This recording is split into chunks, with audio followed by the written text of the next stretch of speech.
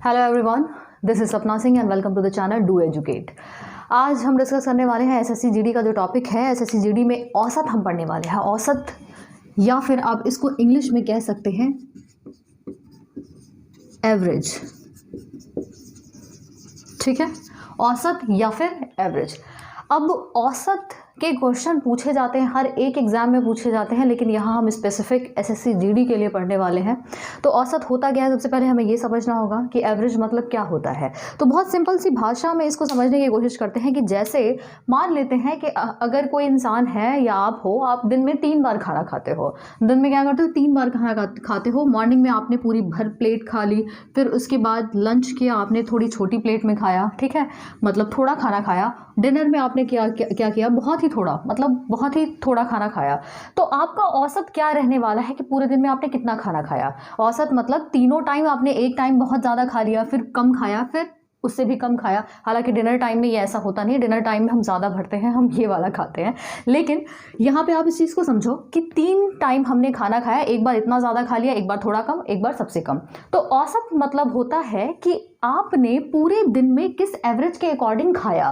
किस एवरेज का कहने का मतलब ये है कि आप सबसे बड़ी वैल्यू ना लेके, आप सबसे छोटी वैल्यू ना लेके, आप क्या करते हो, एक औसत निकालने की कोशिश करते हो कि इस मतलब इस तरीके से ये और ये आपने क्या किया, इस तरीके से खाना खाया। इसको अभी क्वेश्चन से समझेंगे। इस चीज़ को आप पहले एक बार ध्यान में रखना कि औसत का मतलब क्या होता है कि सबसे ज़्यादा वैल्यू, सबसे कम वैल्यू, और उसके बाद कहीं कुछ बीच में कोई वैल्यू ऐसी आती है जो कि उसको बराबर बराबर डिवाइड कर देती है। तो ये चीज़ औसत में आती है। जैसे कि क्वेश्चन कैसे बनता है, क्वेश्चन में कुछ पूछा जाएगा आपको कि एक स्टूडेंट है, स्टूडेंट एक मैथ का पेपर होता है, ठीक है, मैथ का पेपर होता है, और आप ये लगा लो कि दूसरा इंग्लिश का हो गया, ठीक है। मैथ में उसने स्कोर किया 40, इंग्लिश में स्कोर किया 30। तो अगर पूछा जाए स्टूडेंट का एवरेज मार्क बताओ, ठीक है, स्टूडेंट का औसत मान बताओ, स्टूडेंट ने जो प्राप्तांक उसको मिले हैं, स्टूडेंट को, उस बच्चे को जो भी मार्क्स मिले हैं उसका औसत बताओ। तो औसत कैसे निकालते हैं, औसत जो होता है, औसत होता है ये जो दोनों वैल्यू होगी उसका समेशन, जो दोनों वैल्यू होगी उनका समेशन डिवाइड बाय क्या होगा, सब्जेक्ट कितने हैं, मैथ और साइंस, मतलब नंबर ऑफ टर्म्स कितने हैं, 2 हैं। तो यहाँ पे हमने 2 लिख दिया, यानी कि अब इसको आप जोड़ोगे तो यू विल गेट 70/2 यानी कि 35। तो इसका औसत मान क्या हो गया, 35 हो गया। औसत मान क्या हुआ इसका, 35 हो गया। अब यहाँ पे जो एवरेज निकालते हैं, एवरेज की कुछ प्रॉपर्टी होती है। प्रॉपर्टी जैसे कि आपको ये ध्यान में रखना होगा कि जो भी एवरेज वैल्यू आएगी वो क्या होगा, जो मिनिमम नंबर होगा उससे ज़्यादा आएगा, ठीक है, और जो मैक्सिमम नंबर होगा उससे कम आएगा। जैसे कि आप देख सकते हो यहाँ 35 हमें मिला है। 35 की जो वैल्यू है, जो मिनिमम मार्क्स हैं इंग्लिश के 30 मार्क्स, उससे क्या है, ज़्यादा है, लेकिन मैथ से क्या है, कम है। आप यहाँ पे देख सकते हो इस चीज़ को। एक औसत का और है कि औसत में क्या होता है, एवरेज में क्या होता है कि अगर कोई नंबर है, अगर मान लीजिए कोई नंबर है, अगर 40 में हमने क्या किया, 2 बढ़ा दिया, 40 में हमने 2 नंबर बढ़ा दिए, ठीक है, 2 नंबर बढ़ा दिए, यहाँ पे 2 नंबर बढ़ाएं और यहाँ पे भी 2 नंबर बढ़ाएं, तो उसका औसत का जो मान होगा वो भी 2 नंबर से बढ़ जाएगा, ठीक है। ये सिर्फ जोड़ के लिए वैलिड नहीं है, आप एडिशन करो, घटाओ, प्लस करो, मतलब प्लस करो, माइनस करो, मल्टीप्लिकेशन करो, डिवीजन करो, आप चारों में से कोई भी चीज़ करो, आपका रिजल्ट इसी तरीके से आएगा। मतलब अगर 2 जोड़ा है दोनों सब्जेक्ट में, सेम नंबर, बस ध्यान ये देना है कि नंबर सेम होने चाहिए। 2 नंबर जोड़ा है तो एवरेज में भी क्या होगा, 2 जुड़ जाएगा। अगर 2 घटाया है तो एवरेज में भी 2 घट जाएगा। अगर 2 से गुणा किया है तो एवरेज में भी 2 से गुणा कर दोगे, आपको औसत वही मिलेगा। उसके बाद अगर डिवीजन किया है 2 से, तो भी औसत को आप क्या करोगे, डिवाइड बाई 2 करोगे, आपको आंसर मिल जाएगा। तो ये क्या है, ये कुछ बेसिक प्रॉपर्टी है जो आपको ध्यान में रखनी है, ठीक है। ये प्लस, माइनस, मल्टीप्लिकेशन और डिवीजन चारों के लिए वैलिड है। तो ये एक चीज़ हो गई। अब क्वेश्चन कैसे पूछे जाते हैं एवरेज के, ये देख लेते हैं। एसएससी जीडी में पूछे गए हैं क्वेश्चन, ठीक है, तो उस चीज़ को हम देखते हुए आगे बढ़ेंगे।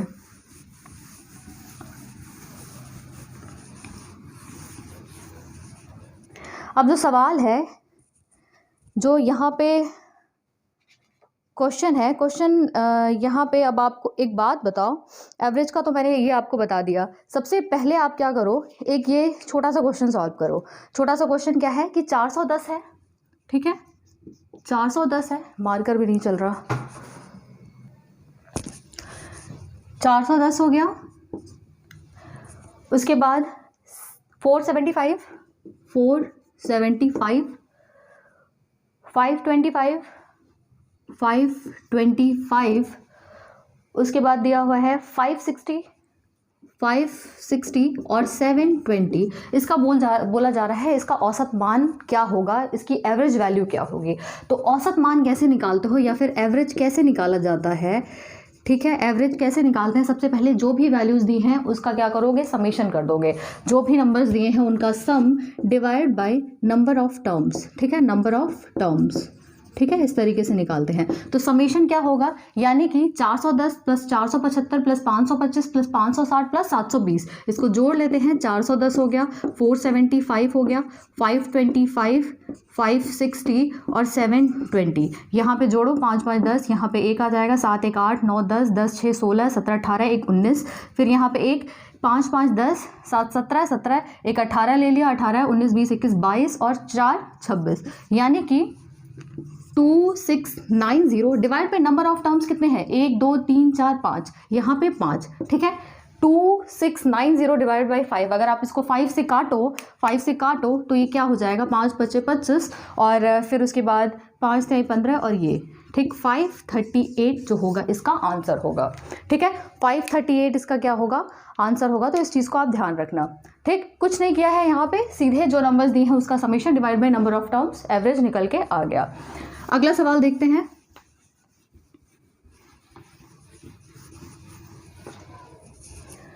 अगला जो सवाल है आप देख सकते हो, यहाँ पे सवाल में बोला जा रहा है कि 35 है, 39 है, 41 है, 35 है, 39 है, 41 है, उसके बाद 46 27, 46 और 27 और फिर लास्ट टर्म है x, ठीक है। अब इनका औसत दिया है 38, x का मान बताइए। इनका औसत जो है, जो एवरेज दिया है वो कितना दिया है, एवरेज जो दिया है वो 38 दिया है, x की वैल्यू पूछ रहा है। तो अगर आपको फार्मूला पता है तो इस क्वेश्चन में कोई भी दिक्कत नहीं है। करना क्या है, जो एवरेज की जो वैल्यू होती है, जो एवरेज की वैल्यू होती है वो क्या करोगे, सबको जोड़ दोगे। जब सबको जोड़ोगे तो क्या लिख सकते हो, 35 plus 39 plus 41 plus 46 plus 27 plus x divide by terms कितने हैं, 1 2 3 4 5 6, यानी कि 6। अब यहाँ पे एवरेज की जो वैल्यू है 38 गिवन है, ऑलरेडी 38 गिवन है, यानी कि आपको क्या करना है, क्रॉस मल्टीप्लिकेशन करना है, उसके बाद x की वैल्यू आप निकाल लो, ठीक है। ये आपका होमवर्क है। x की वैल्यू क्या आएगी आप कॉमेंट में ज़रूर बताना, ठीक है। यहाँ पे टाइम वेस्ट नहीं करते हैं, अगला क्वेश्चन देखते हैं।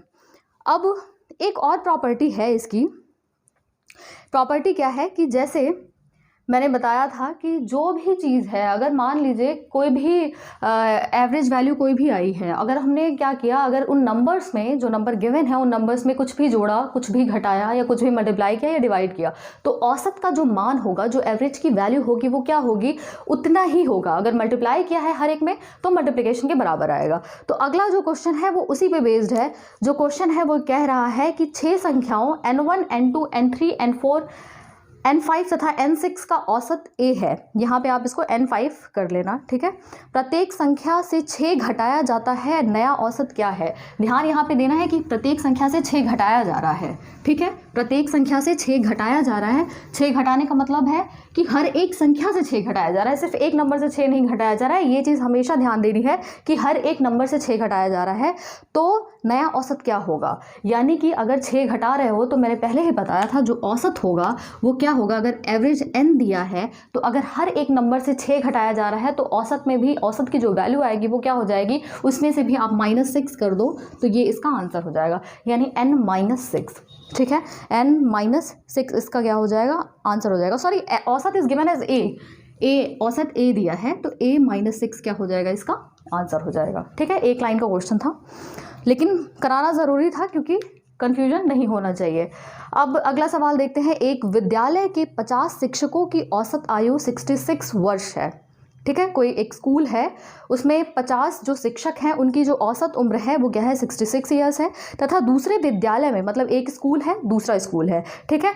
स्कूल में जो टीचर्स हैं उनकी एज के बारे में बात कर रहे हैं यहाँ पे, कि मान लेते हैं ये स्कूल 1 है और ये स्कूल हो गया 2, ठीक है, स्कूल 1 और स्कूल 2। और इसमें बोल रहा है, इसमें जो शिक्षक हैं उनकी औसत आयु जो है 66 ईयर है और 50 शिक्षक हैं। शिक्षक कितने हैं? शिक्षक कितने हैं? 50 हैं। और इनकी उम्र कितनी है? ठीक है, ईयर्स देख लो या फिर उम्र लिख दो। ये क्या है? 66 ईयर्स है। दूसरे स्कूल की बात कर रहे हैं। दूसरे स्कूल में जो 60 शिक्षकों की औसत आयु 55 वर्ष है। शिक्षक कितने हैं? 60 हैं और इनकी उम्र कितनी है? 55 वर्ष है। अब बोला जा रहा है दोनों विद्यालयों के शिक्षकों को मिलाकर औसत आयु क्या होगी?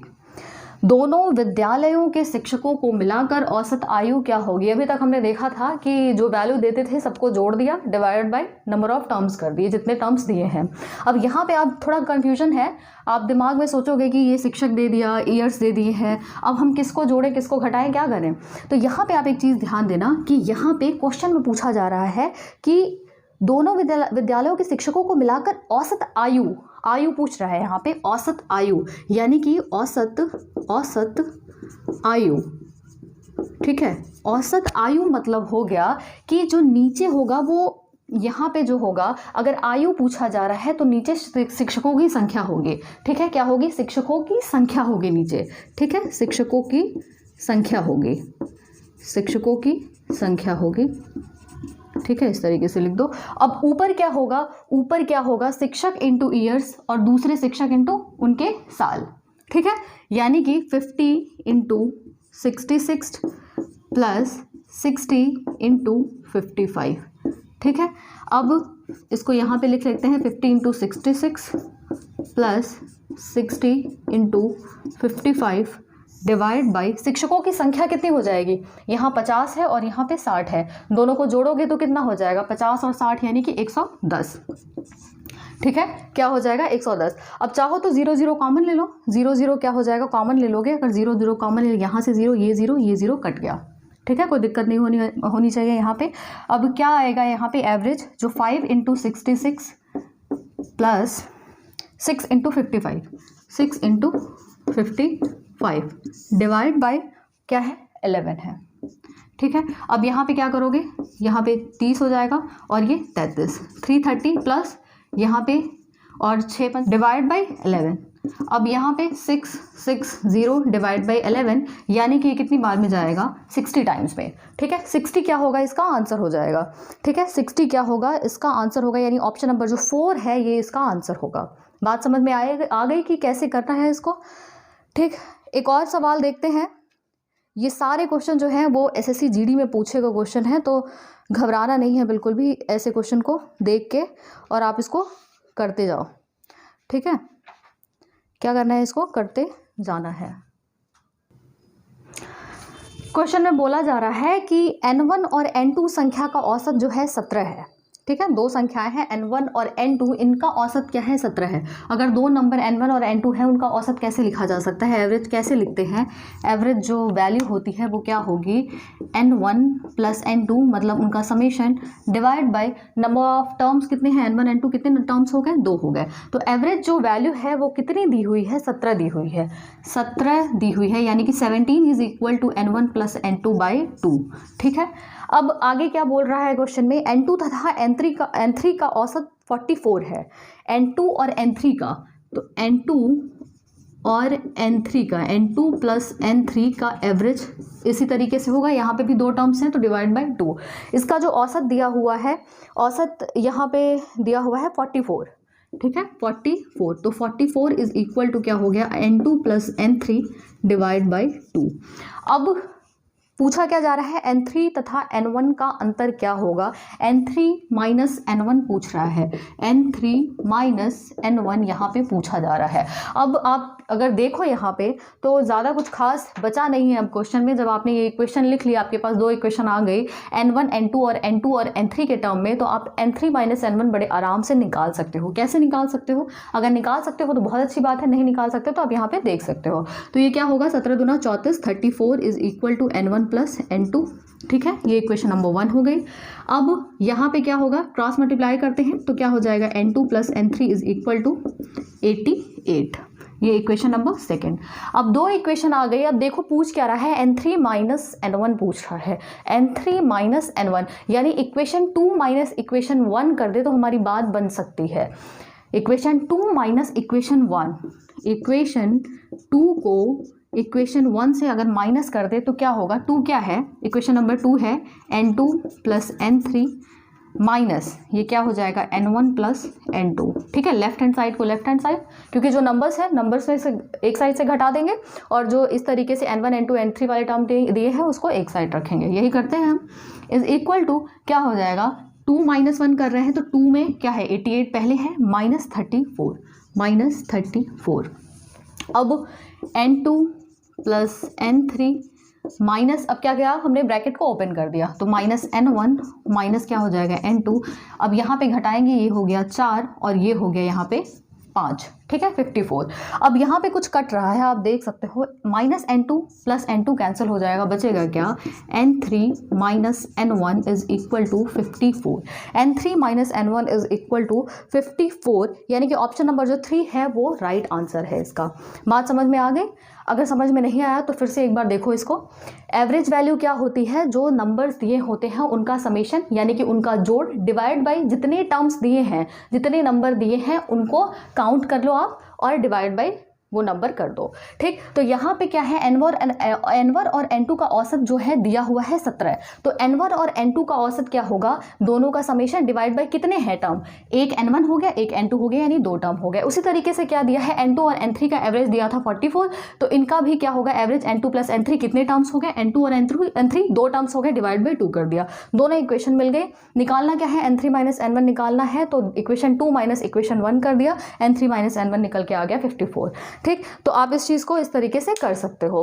तो एक क्लास और करेंगे अभी एवरेज के लिए, क्योंकि अभी सफिशिएंट नहीं है, थोड़ा और अभी प्रैक्टिस क्वेश्चंस देखेंगे एसएससी जीडी के लिए जो इंपॉर्टेंट क्वेश्चन बन सकते हैं या पूछे गए हैं, ये सारी चीज़ें हम देखने वाले हैं नेक्स्ट क्लास में भी।